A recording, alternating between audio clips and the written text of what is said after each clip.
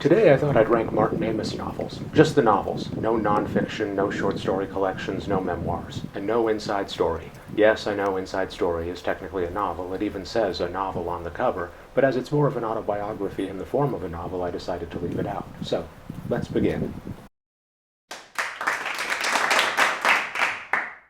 Number 14, The Rachel Papers. Amis's first novel, and my least favorite of the 14 books that make up this list. It's not bad, it's just not as good as the rest. It's the story of a boy who sets out to seduce a girl using a well-thought-out plan. He's basically Ferris Bueller with a dark heart, but then much to his surprise, he falls in love.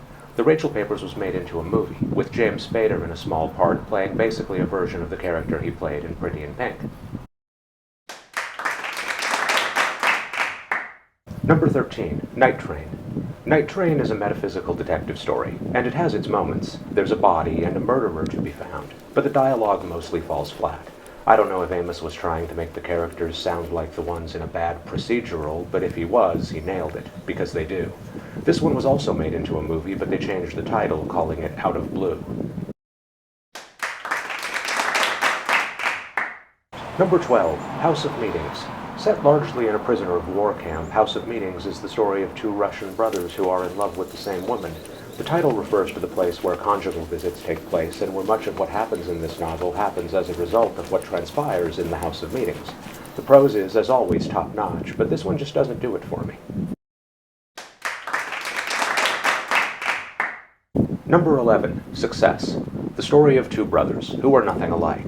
I'll assume you're familiar with the show Cheers and say that one is basically a smarter version of Sam as a preening narcissist, and the other is Norm if Norm were single and desperate to get laid. It's obvious from the start that Amis intends for these two to slowly, over the course of the novel, switch places, and this makes for a terribly predictable ride. You think you know where it's going, and then it goes there. Number 10, Other People.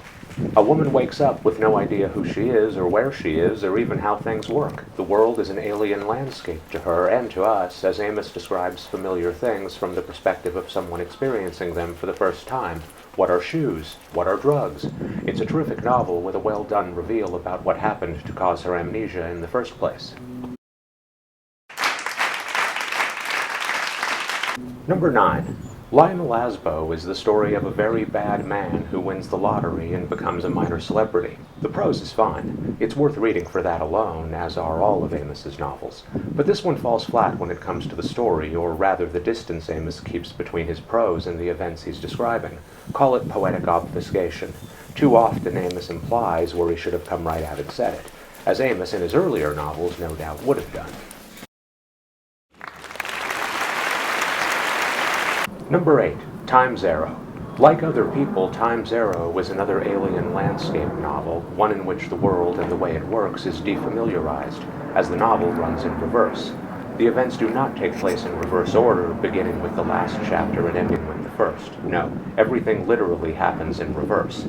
People don't drink wine, for example. They bring it up and spit it into a glass and then pour the wine into the bottle and use a corkscrew to cork the bottle, and so on. Amis doesn't shy away from bathroom breaks and other things that are as disgusting in reverse as you would imagine. What makes this novel controversial is that it's primarily a novel about the Holocaust. You heard that right, the Holocaust, in reverse.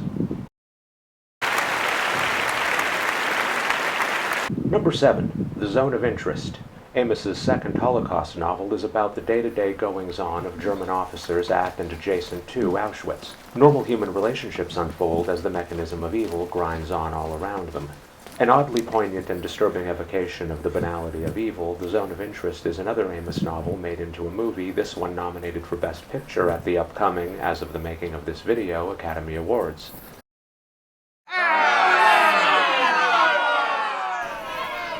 Number 6.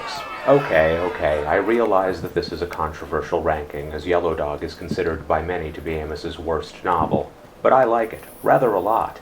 And so yes, number 6 is Yellow Dog. An absurdist alternate world story about Henry IX, his daughter, the future Queen of England, and a videotape of her that in the wrong hands could lead to quite the scandal. Amis isn't a fan of Nabokov's Ada, so it's likely he wouldn't take this as a compliment, but Yellow Dog is Amis's Ada, only better. I've heard Yellow Dog described as being akin to watching the writer masturbate for 300 pages. If you can imagine that as the highest praise for an author cutting himself loose from even a hint of restraint and just letting every batshit crazy idea that pops into his head land on the page, then sure, why not? Read Yellow Dog either before or after his journalistic piece In Pornoland, which you can find in the essay collection The Rub of Time, as In Pornoland is a perfect fit and I maintain should be included in all future printings of Yellow Dog. Number 5. Dead Babies. Dead Babies was the first Amis novel I ever read way back. A serial killer portrayed as more of a prankster who is part of a group of, I guess you would call them performance artists, lives amongst a group of young people in a boarding house. The identity of this person is unknown, but their presence is certainly felt as things go from worse to, well, honestly, if you were expecting an easy read from a book called Dead Babies, I don't know what to tell you. This is the style in which Amis should have written the unnecessarily restrained Lionel Lasbo. It's an all-out orgy of drugs, bad sex, and the relentless bullying of a housemate. It's like Big Brother on all the acid at Woodstock. And shockingly, this one was also made into a movie. If you missed it, that's because they changed the name and called it Mood Swingers instead. Number 4. London Fields. London Fields is the story of a writer, a woman who wants to die, and the two men she's attempting to manipulate into doing the deed, one a devoted family man and the other a brutal and violent sociopath. You think you know where it's going, that it's going to be obvious, and then tell yourself that it's too obvious and think that it must be the other way, and then that seems a little too obvious of a twist, and eventually you have no idea how it's going to play out. Either way, you don't expect to be surprised, and then you are. But who's going to do it isn't really the point of this novel. Number 3. This might be another controversial ranking, as I'm sure many of you were expecting Money to land at the top of this list, but alas, no. Money is number 3. Honestly, the top 3 on this list were the most difficult to rank, but ultimately this is what I settled on. Considered to be Amis's best novel, Money is the story of a man in New York in the early 80s, absolutely drowning in everything that New York in the early 80s had to offer. It's basically a fat slob hedonist stumbling through the background of HBO's The Deuce. While I have to assume that Amis himself was nothing like this novel's narrator, he did base the movie the narrator is writing on his own experience writing the Kirk Douglas movie Saturn III. Yes, in case you didn't already know, Amis wrote Saturn III. Characters loosely based on Kirk Douglas and Farrah Fawcett are a part of this novel, and especially with the Kirk Douglas character, they're far from flattering portrayals. To ensure that no one mistakes the narrator for Amis, Amis included himself in the novel, a character called Martin Amis, and it's not an entirely flattering portrayal either. It's just unflattering in a different way. If you're a fan of this novel and think that it would make a terrific movie, I agree, it would. But it didn't, because it was made into a movie starring Nick Frost, and I'll just say that it could have been better and leave it at that. Number 2, The Pregnant Widow. If I did this list 5 minutes from now, I might switch the top 3 spots, and then switch them back again 5 minutes later. They're 3 of my favorite novels, not just my favorite Amis novels. The Pregnant Widow concerns a group of people gathered at an estate for the summer. It's Dead Babies without the debauchery, and also a belated coming-of-age story.